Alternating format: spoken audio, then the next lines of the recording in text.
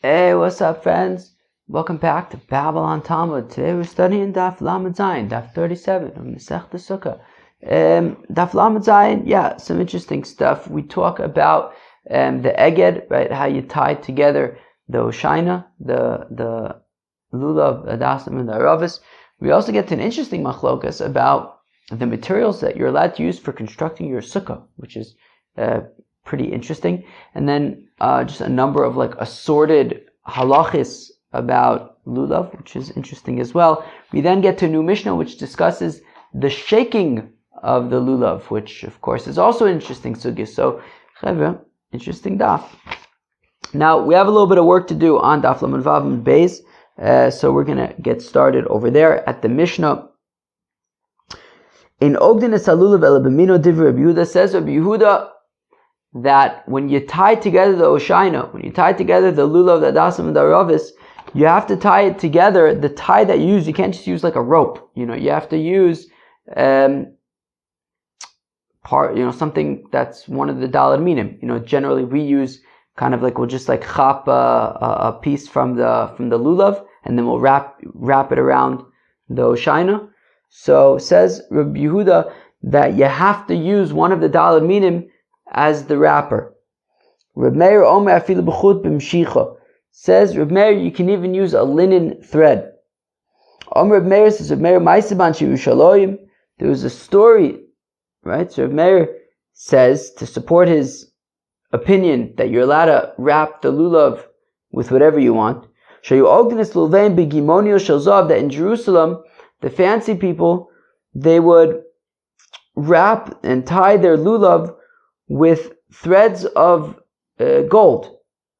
To which they replied to Reb Meir, says, yeah, that's true. There were these people who would tie their lulav with gold, but at the bottom they would tie it with one of the Daled Minim. So Kilu, the real Eged was at the bottom with the Daled Minim, and then the whole gold thing was just for show. It was just to make things look very nice and fancy. But really the actual Eged for the mitzvah was being done with bimino, one of the Daled Minim.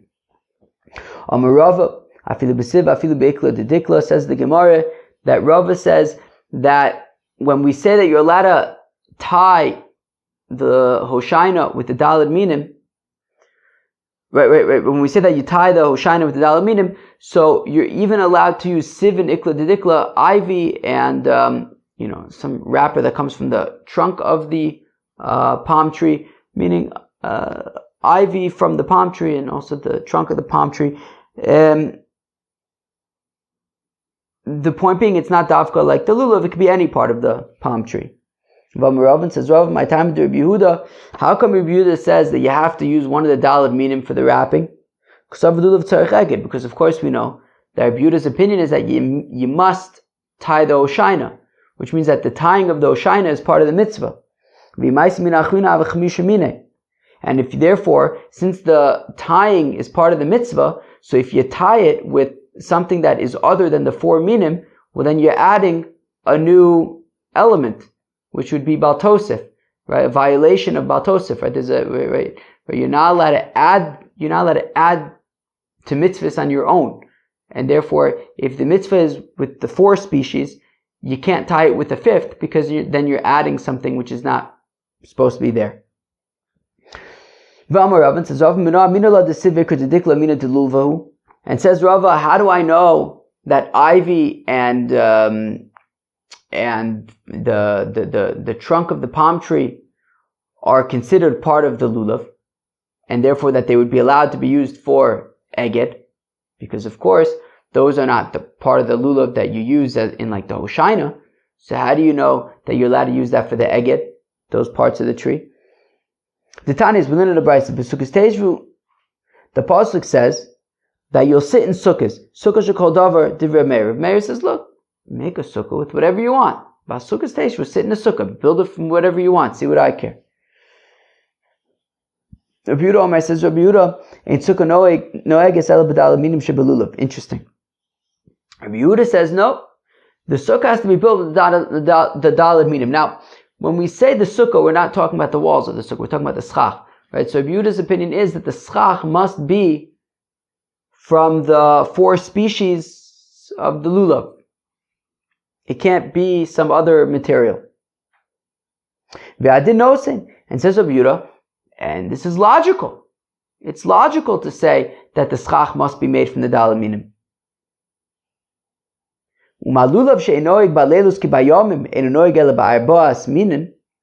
Lulav, which you only have to take the lulav during the day. There's no mitzvah of lulav at night. During the day there's a mitzvah. And yet it's limited to these 4 things.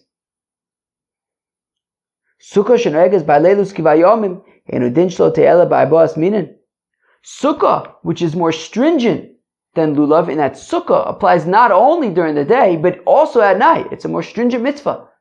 It's applied more broadly. So if we're saying that by lulav, which is a lighter mitzvah, more lenient mitzvah, in that it's a daytime mitzvah. You don't have to do it at night. Lulav is a daytime mitzvah.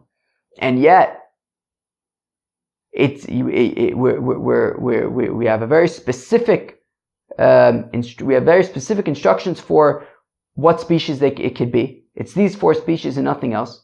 Well, then certainly sukkah, which is a more stringent mitzvah, in that not only is it during the day, but it's also at night there's a chiyuv.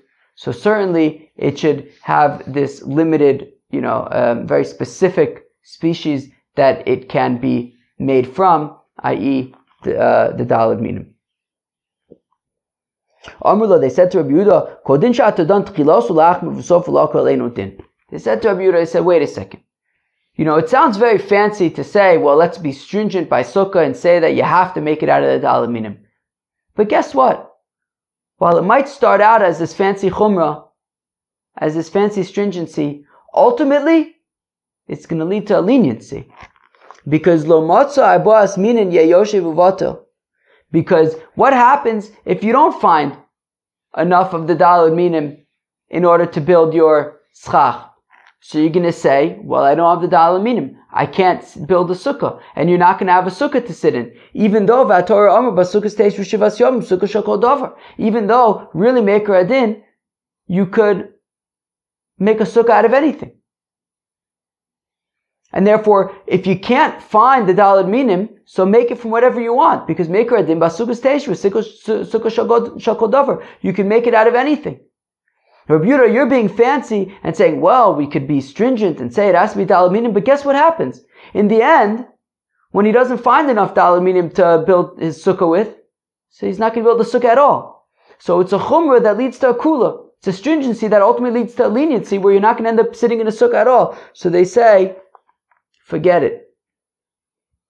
That's why they argue. They say, don't tell people that they have to make a sukkah out of just the daled minim. You can make a sukkah from the schach from anything, of course, as long as it's it's not mukhsh, as long as it's not davar shemakabel tumah, right? As we talked about, and other halachos about schach. But the point is, in terms of the materials that can be used, it's not limited to daled minim. That's what they argue against Rabbi Yehuda. V'chein be'ezra Omer. Similarly, there's a pasuk in really Sefer Nehemiah. It says, "Zu ahar." You go out to the mountains. V'aviu alizayis v'aleit shemen. Bring leaves of olives, v'aleit shemen, and leaves of olive trees. V'alei hadas, and leaves of what do you call myrtle? Hadas. What do you want me to tell you? V'alei tamarim, and leaves of dates. V'alei eitz avis, and also myrtle leaves. I guess branches with leaves. I don't know. Lasso sukkahs kakosov, to make sukkahs. So we see that for example, ale eitz zayit, right? The olive branches. That's not the daled minim, and we're saying you can make a right. It says lasos sukkahs kakosov, to make a sukkah. So we see that you can make a sukkah from anything. Rabbi Yehuda says hani lidfanis, that the olive branches were not for the schach; they were for the walls. Ali hadas vali tuman vali eitz avis the schach. But that when the pasuk says the myrtle branches and the date branches, that was for the schach. Okay, fine. Say machlokas. That Tanakama says you can use whatever you want for the schach. Rabbi Yehuda says davka the daled minim. V'tnan, and we learn in the Mishnah, misachrin b'nesarim divrei Rabbi Yehuda, that you're allowed to use planks for schach, as we learned according to Rabbi Yehuda. Alma sivik u'tidikla mina delulva hushma mina. Boom. All of that to teach that last line. That Rabbi Yehuda says that you have to use dalaminim shebelulav in order to make your sukkah. And we also know that Rabbi Yehuda says that you're allowed to use planks for a schach. So where do you get a plank from the dalaminim? When you take your oshaina to shul, you're not taking a plank with you. So where's there a plank in the dalaminim? It must be that what it means is that you can use even the root, the trunk of the tree, the ikra dedikla, and we see that even the sieve in the ikra dedikla is going to be considered part of the dalaminim shebelulav. Kilu, if Rabbi Yehuda says that you have to construct a sukkah from the dalaminim shebelulav, and he also says that you're allowed to use planks, where are the planks coming from? It's coming from the ikra dedikla. So it must be that memele ikra dedikla is considered dalaminim shebelulav. Boom. All right, there you go. Umiyam Rabbi Yehuda Abbas minin in midachrina lo. Is it really true that Rabbi Yehuda says that you have to construct the sukkah from the dalaminim? Ve'atanya sikcha b'nesarim shel erez sheish bon dalad tfachim. We have a brayso that says that if a fellow uses for schach planks of cedar that are 4 tfachim, divrei hakol psula, everyone says it's possible. Ein bon dalad tfachim, but if they're less than 4 tfachim, Reb Meir posel, Reb Yehuda machshir. Reb Meir says possible. Kilu, we said if it was between 3 and 4. Reb Yehuda says it's kosher. And Reb Meir, and the brayso continues that Reb Meir says that if there's between each plank the space the same size of the plank that you put kosher schach in between and it's kosher. So what do we see? So we see that Rabbi Yehuda doesn't seem to have an issue with using for schach cedar. Cedar is not one of the dalaminim, and for the Gemara, my erez hodos. That when it says in the pasuk, so when the brayso says planks of cedar, cedar is actually not cedar; it's hodos. It's hadasim, which is a dalaminim. Kidrab bar Rafuna dam Rab bar Rafuna Amri beRab. They said by the Besmedrash of Rab, Asara mine arazim hein. There are 10 types of erezes. Shenemar, as the pasuk says, Etin bamidbar erez. I will place in the desert a cedar, shita v'hadas v'gomer, as well as shitim wood, I guess, v'hadas and myrtle. So we see that myrtle is actually a type of erez. So therefore, we could say that when you make schach with a sikha, bin nisarim shel erez, it means myrtle planks. Although myrtle isn't really a very planky kind of wood, but I guess I don't know. I guess maybe these planks weren't too wide. I guess no, but they have to be dalad tfachim. I don't know. I guess you can get like a big hodos tree that's like dalad tfachim, I guess. All right, what do you want me to tell you? So Reb Meir says that you can use even like silk, linen threads. All right. Tanya, we learn about it. So Reb Meir says, Reb Meir Ma'aseh b'Yekirei Yerushalayim, that there was a story with the very fancy people in Yerushalayim, that they would wrap that they would tie their lulavs with gold threads. Amrulo, they said to Reb Meir, Misham Raya, are you really going to bring a proof from the story with the fancy people in Jerusalem? They would actually tie it with one of the dalaminim below, so that there would be yotzei the mitzvah of eged with the dalaminim, and then the gold was just linoi ba'alma, was just to make it look beautiful. Rabbi said to the people who were in charge of tying up the lulavs for the Reish Gelusa, when you tie up the Oshaina, the lulav adasim and the ravis for the Reish Gelusa, make sure that underneath the place where you tie the Hoshaina, there is enough place to chop the Hoshaina and hold it, right? Kilu, meaning, Rabbah, right? So that it won't be a chatzitza, right? Meaning, according to Rabbah, you have to hold the lulav, the adasim, the aravis in your hand. You can't have anything between your hand and the lulav, adasim, and aravis. And therefore, Rabbah said to the people who were responsible for tying the Hoshaina of the Reish Gelusa, that make sure that when you tie the lulav, adasim, and aravos, you leave enough room underneath the tie so that you could be able to chop the hoshaina with your hand without having any chatzitza, without having anything between your hand and the hoshaina. Rav Amar called in also in a chotzetz, whereas Rav responds and he says, meh, anything that is to make it more beautiful doesn't make a chatzitza, right? Because according to Rava, right, meaning the eged isn't necessarily part of the mitzvah, but we say that even according to the Rabbanan, because of zakeli v'anveyu, you're still gonna tie together the hoshaina. And therefore, says Rava, anything that is to make the mitzvah more beautiful is not going to be considered a chatzitza, and you can hold it even by the eged. From Rabban, says Rabba, lo linkot inish hoshaina besudra. Says Rabba, a person should not chop the hoshaina by his scarf, to be in a lekichatama v'leko, because you need it to be a complete taking. And if you hold it with something in between, it's not going to be like you're taking the daled minim properly, because you have something in between. So if you take your scarf and wrap it around the hoshaina, and then you hold the scarf, or if you take, let's say, the scarf and put it in your hand, and then, hold the hoshaina that way, but in between your hand and the hoshaina is the scarf, so then that's going to be a problem. Rav Amar, whereas Rava says, whereas Rava says, meh, if you take something by means of something else, it's still considered taking it, right? Meaning, if you, take in your hand a scarf and then use the scarf to pick up the hoshaina, it's okay. It's still considered like you're picking it up. Says Rava, how do I know that chopping something by means of something else is still considered taking? So in this case, chopping the hoshaina by means of the scarf, that's okay, it would still be considered taking. The Tanan is, we learn in the Mishnah, Ezov kotzer misapko b'chut uv'chush v'tova l'mayla v'oches be'ezov u'mazeh. What does this mean? It means the mechatos, right? The ashes of the parah aduma that was mixed together with water, and they would sprinkle that on people who were tamei meis. And says Rashi, he explains how they would take this mechatos, this water that was mixed together with ashes, and they would keep it in like a tube, in a reed tube. And if they had to go from town to town to sprinkle it on people, so they would transport it in this reed tube.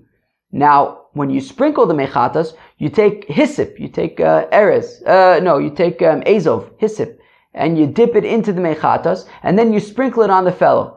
Now, what happens if the hyssop is too short, and when you stick it into the tube, in order to touch it to the mechatos, it doesn't reach? So the Mishnah says that you're allowed to tie a thread to the hyssop, and then dangle the hyssop into the tube until it touches the water, and then pull it out. Okay? So again, the Tanan Ezov Kotzer, if the hyssop is too short, so that it doesn't reach the water at the bottom of the tube, you can extend the hyssop by tying a thread or some kind of a spindle to the hyssop, v'tovel, and then by dangling it when it's attached by the thread, you dangle it into the tube, umayla, and then you pull it out, v'oches be'ezov, and then you chop the hyssop, umazeh, and you sprinkle it on the fellow. Amai, but why does that work? V'lokach v'tovel omer achmona. But the pasuk says v'lokach v'tovel, that you have to chop the hyssop and dip it into the water. Now, if you're dangling a thread, you're not chopping the hyssop, you're chopping the thread. So rather, what do we see? We see that even chopping something, even taking something by means of another thing, in this case, chopping the hyssop by means of the thread, is nonetheless considered chopping, it's considered taking, and therefore that's fine. So we see that also when it comes to lulav, if you chop the lulav, but by way of your scarf, that you're holding the scarf, and by way of the scarf you're holding the lulav, that's fine. Chopping by way of something else is considered chopping. Or as Rava says, Lekicha dedavracha shma lekicha. Okay. Mimai. Frak the Gemara, wait. That's maybe not a good proof. Maybe it's different when it comes to the hisset, because since you're mamish tying the string to the hisset, it's considered like part of the hisset. As opposed to, over here you're not tying the scarf to the Hoshaina, you're just chapping the Hoshaina by means of the scarf, but it's not tied to the Hoshaina, it's not part of the Hoshaina. Rather, the proof comes from here, if when you're preparing the mechatas, right, you have to mix the ashes together with the water to make the mechatas.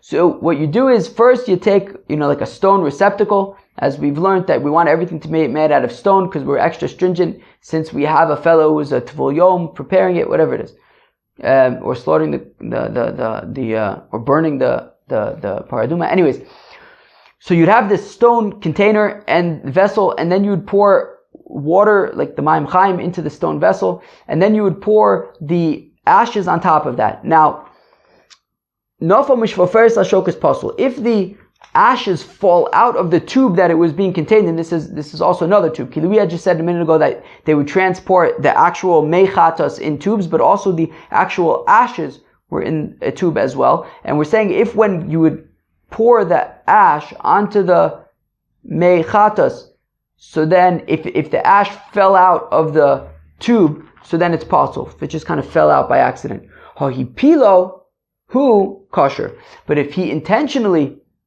pours the ash from the tube onto the water, that's fine.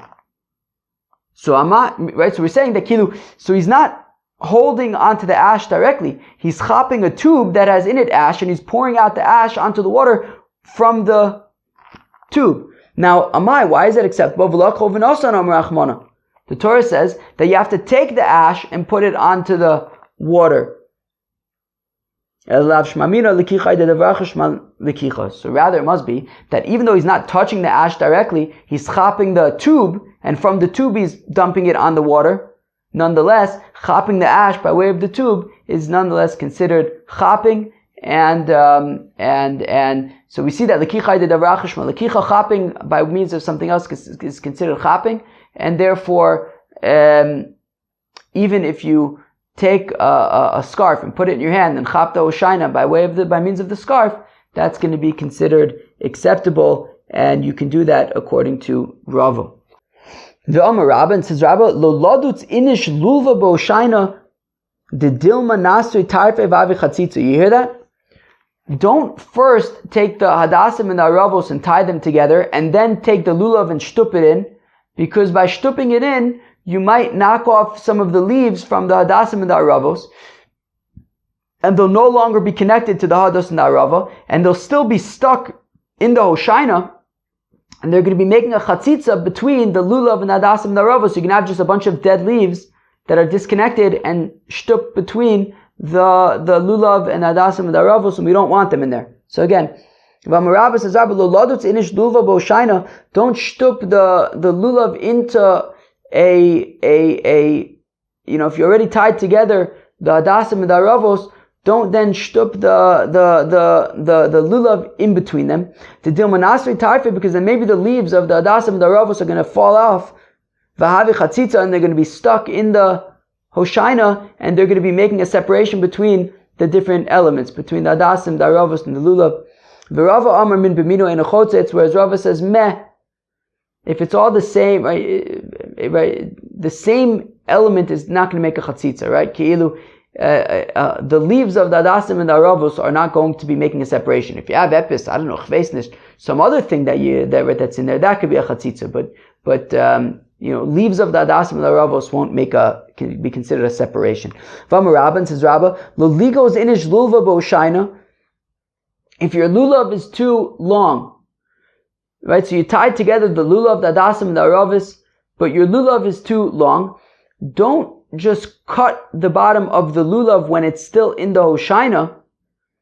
The mishtari hutza v'avi chatzitza, right? Because if you cut off the bottom of the lulav, well then some of the leaves are going to get disconnected, and if they're still in the Hoshaina, then they're going to be making a separation between the lulav and the hadassim and the aravos. Rava Amar min b'mino eno chotzetz, whereas Rava says meh. since it's all the same elements, it's not going to be considered a separation, right? Meaning the leaves of the lulav that are disconnected are not going to be considered a separation. From a Rabbah, it says Rabbah, Hadas shel mitzvah also le'ariach bo. And says Rabbah, the hadasim in the Hoshaina, you're not allowed to smell them on Sukkot. Esrig shel mitzvah mutar le'ariach bo. Whereas the esrig of your right that you take with the daled minim, you are permitted to smell it. My time how come? Because hadas de l'reicha koi ki atzi mereicha akze. Because in general, hadasim you smell, right? Here in Eretz Yisrael, they maybe in other places as well, but here in Eretz Yisrael, sometimes you go to a synagogue and for Havdalah, so they will use hadasim. They smell very, very gewaldig. So since hadasim in general are for smelling, so when you're setting it aside for your lulav, for your daled minim, you're basically saying, I'm not going to be using these hadasim for smelling, I'm using these hadasim for my daled minim. So therefore, since you set them aside from being for smelling, you're not allowed, right? You're saying, I'm not using these for smelling, so therefore you're not allowed to smell them on Yom Tov. Where an esrig is a fruit, and fruits are generally for eating. So when you set it aside for your daled minim, you're saying, look, I'm not planning to eat this esrig, I'm planning to use it for my daled minim, but but in terms of smelling, you could still smell it, no problem. You didn't say that you're not planning to smell it. You indicated that you're not planning to eat it, so you're allowed to smell it. Rabban says Rabba says Rabba on Shabbos. In general, on Shabbos, you're allowed to go right up to a hodos and smell it. There's no problem there. Esrig b'mechuber also l'reachbo. Whereas on Shabbos, if you go up to an esrig tree, you're not allowed to stick your nose up to it and smell it. My time, how come? Well, since hadasim in general are for smelling, so you're basically going up to the tree, sticking your nose in there, and doing what you're meant to be doing, smelling it. And you're not going to do anything else other than just smell it. So that's fine. But esrig de l'achila, but since in general what you're going to do with an esrig is to eat it, well, if you say that you're allowed to smell it, you might end up saying, oh, this is gevaldig, let me do the other right, the thing that I would generally do with an esrog, which is to eat it, and you might chop it on Shabbos, and of course, removing a fruit from a tree on Shabbos is not allowed. So therefore, since the hadas in general is just for smelling, you could smell it on Shabbos, you could just stick your nose up to the hadas tree and smell the hadas bush and smell the hadas. Whereas when it comes to the esrog, since esrogim are generally for eating, even though we generally don't really eat esrogim that much, I guess, we really probably smell it more than we eat it, but koponim, since the assumption is that the general use of an esrog outside of the daled minim, true, there's our general use of the esrog is definitely the daled minim, but okay, in general, I guess outside of the daled minim, the general use of the esrog would be for eating, so therefore do not stick your nose up to it on Shabbos because you might end up chopping it to eat it. Rabba says, Rabba, lulav b'yamin ve'esrig b'smol. You put the Hoshaina in your right hand and the esrig in your left hand. My time outcome, hanitlasa mitzvahs v'aychada mitzvah. It's because the Hoshaina is 3 mitzvahs, the lulav, adasim, and aravis, whereas the esrig is just 1 mitzvah, the esrig. Amr Rabbi Yirmiyah Rabbi Zrika says, Rabbi Yirmiyah to Rabbi Zrika, my ta'am lo mevarchin elal netilas lulav. How come, even though we're holding the lulav, the hadasim, the aravos, the esrig, how come the bracha is specifically on the lulav? Is it because the lulav is the tallest of them all? Why don't you just pick up the esrig higher than everything else, and then you can make the bracha on the esrig instead of the lulav? So Amalei, so Zrika responds to Rabbi Yirmiyah, well, since, no, meaning it's not a matter of which one technically you're raising higher than the others. Rather, it is, since as a species, in and of itself, the lulav is the tallest of the bunch. So therefore you make a bracha on the, that's why the bracha that we make is on the lulav. Interesting. Says the Mishnah, where would you shake the lulav? Where do we shake the lulav?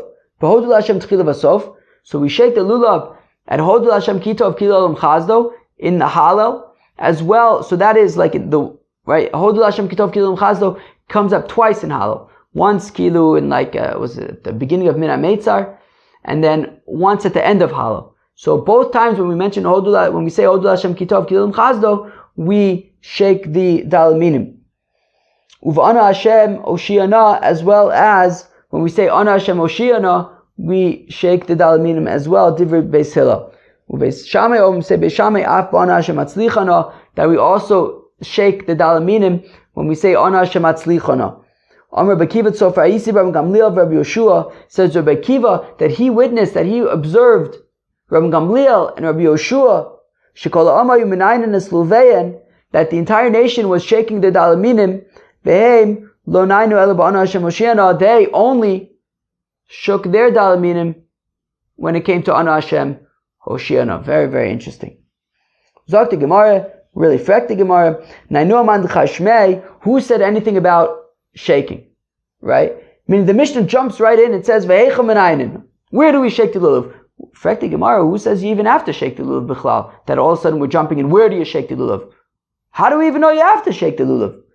So awesome kai. Well, it's continuing from the first mission, the parak that says, Kol lulav sheyesh bo, shlosha tfachim k'dei l'nainea bo, kosher. Well, the first mission in the parak had said that any lulav that has essentially 4 tfachim so that you could shake it is kosher. And now we're saying, oh, okay, so you have to shake the lulav, I guess. When do you shake the lulav? Tanan Osam, we learned in, where's this Mishnah? Menachis. That on Shavuos, on the festival of Shavuos, they would offer these 2 loaves of bread, 2 loaves of wheat bread. And there would also be 2 sheep that they would offer on Shavuos. So Ketzaru Ose. So how would you shake these, right? Apparently you'd have to shake them, right? You would take the shtei lechem, put them on top of the sheep, of the Shavuos sheep, and then you would do some kind of a dance. You would put the 2 loaves of bread on top of the sheep, and then you would like put your hands beneath it, I guess. Umenif, and wave. Umolich, umevi, you push these things and you bring these things forward and back. Milo, mower it up and down. Shenemar, as the pasuk says, Ashahuna v'ashahurim, as the pasuk says in the context of Miluim, but we learn it whatever somewhere else, but we learn it out from there that which was shaken and that which was lifted. Okay, so you take these loaves of bread, you put it on the sheep, and you start moving it around. You shake it all about, forward, back, up, down. Amar Reb Yochanan, says Reb Yochanan, Molichu Mevi, Lemisha Aberuchas Shelo, you bring it forward and backwards to he who the 4 directions are his, Maile Umorid, Lemisha Hashemayim Va'aretz Shelo, you bring it up and down to God, to he who the heavens and the earth belong to him. And in Eretz Yisrael, they explain it in the following way, which is, Amar B'chama Bar Ukva, Amar B'Yosef Bar Chanina, Molichu Mevi, you bring it forward and back, Kedei La'atzar Ruchas Royas, to prevent bad winds, Mailu Morid, you bring it up and down, Kedei La'atzar Tlolim Royim, in order to prevent bad rains. Amar B'Yosef Bar Oven, Vitem Bar B'Yosef Bar Zvila, Zosomeris, that says, Shiare Mitzvah Ma'akvenis Apuranus, that even the leftovers of the mitzvah can prevent bad things. Sharei Tenufa Shiare Mitzvah, because waving is leftovers of the mitzvah, and it prevents bad winds and bad rains. What does this mean? So we learned that Rashi points out actually Gemara that we learned in Masechta Yoma that basically the point is, let's say you didn't do this waving when it comes to the Kivsei Atzeres, right? Let's say you didn't wave it forward and backwards. The korban still is a good korban. Right? So I mean, these are kind of extra things. They're part of the mitzvah. You have to do it. But if you didn't do it, the korban still works. So therefore, these are kind of like meta kind of parts of the korban, kilu, external. They're part of the mitzvah, but they're not like ma'akev. And yet, these parts of the mitzvah, which might be, seem like secondary or insignificant, because if you don't do them, the mitzvah still counts anyways. But nonetheless, these parts that you might think are insignificant are important, because this is what prevents the bad winds and the bad rains. V'amaravin, says Rav Avchem b'lulav, that the same applies to lulav, that you do these shakings and you shake it to prevent the bad winds and the bad rains. Rav Acha bar Yankiv, Mamtile umaisile, Rav Acha bar Yaakov, he would take the dalaminim and he would go forward and backwards. Omar, he said, Dein Geira be'eni de sitna, and he would say that this is an arrow in the eyes of the Yetzer Hara, of the Satan. Vilav milsei ushulasi li'igruye be, but says the Gemara, you shouldn't really say that because you might make the Yetzer Hara upset, And if the Yetzer gets angry, he's going to double down on his efforts to make you do negative things. So therefore, the Gemara does not recommend saying that this is an arrow in the eye of the Satan as you shake your lulav. Cheved, that was Daf Lamed Zayin of Masechta Sukkah. We began with a new mitzvah that talked about tying together your lulav. Right? Reb Yehuda says that you davka need to use part of the daled minim when you tie together your lulav, because he holds that lulav tzarich eged, that the tying is an inherent part of the mitzvah, and therefore you have to tie it with the daled minim, because if you introduce a different species, it'll be a fifth species, which is baltosif. That's a problem. Reb Meir says meh. I guess he holds like the Chachamim that, or maybe he's part of the Chachamim even, that who says that lulav doesn't require eged, and therefore just tying it together is zakelid maveu. It's to make it look nice, and you can even you can use whatever you want. And he brings a proof that in Yerushalayim they would even use these golden ties. To which Rabbi Yehuda responds and says, yeah, but that was only because they were using the daled minim below already. We saw an interesting machlokas between Reb Meir and Reb Yehuda about what materials you can use for schach. Reb Meir says you can use whatever materials you want, right? What is it? Chag HaSukkos, B'Sukkos Teish V'Shivas Yom, Sukkos Shel Kol Davar. You could use any material you want to make your sukkah. Whereas Reb Yehuda says no, it has to be the daled minim, and he brings a Kal V'chomer to prove it. To which they said, yeah, but your Kal V'chomer starts as a stringency, but ends up being a leniency, because then if you don't have daled minim to make your sukkah, you're not going to make it at all, which of course is a problem. Then we learned all sorts of interesting halachas, right? Rabbah suggested that the people who tie the Hoshina for the Reish Gelusa should davka make sure that they leave an area below to chop it, whereas Rabbah says no, you can, don't worry, you can even chop it from the tie, which is mistama, what most of us do, right? Anybody who kind of has those daled minim holders, right, that you put the lulav adasim and the ravos in there, so you're tying it by the holder. That's like Rava, who says that it's okay. You could tie it you could hold it you could hold the Hoshina by the holder. Rava also said that don't chop your scarf and then hold the lulav that way. Rava again says no, it's fine. You could hold it by means of another thing, and that's fine. Rava also suggested not to stick in your lulav into between your hadasim and ravos after the fact, because you might break off some of the leaves, and that'll be a chatzitza. Again, Rava says that no, don't worry about it. If it's the same species, it's not going to be a chatzitza. And we see the same thing also. Rava says don't cut the lulav from the bottom of it once it's already in the bundle, because then you're going to have the extra lulav leaves being a chatzitza. Again, Rava says that don't worry about it. It's not actually a chatzitza, because it's the same species. It's the daled minim. Rabba then said that that when you have the daled minim, you should not smell the hadasim, because you set aside the hadasim to be not for smelling but for the daled minim. Whereas the esrog you are allowed to smell, because esrogim are generally for eating, and therefore when you set it aside, you're saying I'm not going to eat it, but you could still smell it, so that's fine. And Rabba then points out that also on Shabbos in general, you could stick your head up to a hadas tree and smell it, because since it's generally for smelling, you're just going to smell it and move on. Whereas an esrog tree, for example, on Shabbos, you should not stick your nose up to it and smell it, because since it's generally for eating, if you smell it and it smells good, you might then chop it, which is going to be a problem. Rabbah says that you hold the Hoshina in your right hand and the esrog in your left hand, since the Hoshina is 3 mitzvahs and the esrog is only 1 mitzvah. And then we get up to the Mishnah, which discusses where you shake your lulav. Beis Hillel says that you shake your lulav. Well, first of all, Tanna Kama says you shake your lulav at Hodu Lashem Kitov Kilam Chazdo. Both times that you say, you shake the lulav. Beis Hillel says that in addition to that, you shake the lulav at Ona Hashem Moshiana. And Beis Shammai says that in addition to that, you also shake the lulav at Ona Hashem Atzlichana. And then Rabbi Akiva points out that Rabbi Gamliel and Rabbi Yeshua would only shake the lulav at Ona Hashem Hoshiana. And then we said that how come you shake the lulav? It's basically, we saw 2 opinions. Rabbi Yochanan's opinion was, forward and back to God, who the 4 directions are his, and up and down to God, who the heaven and earth is his. And we saw this other opinion that it's forward and back to prevent bad winds, and up and down to prevent bad rains. Chevre, that is Daf Lamed Zayin of Masechta Sukkah. I hope you enjoyed. Cheers.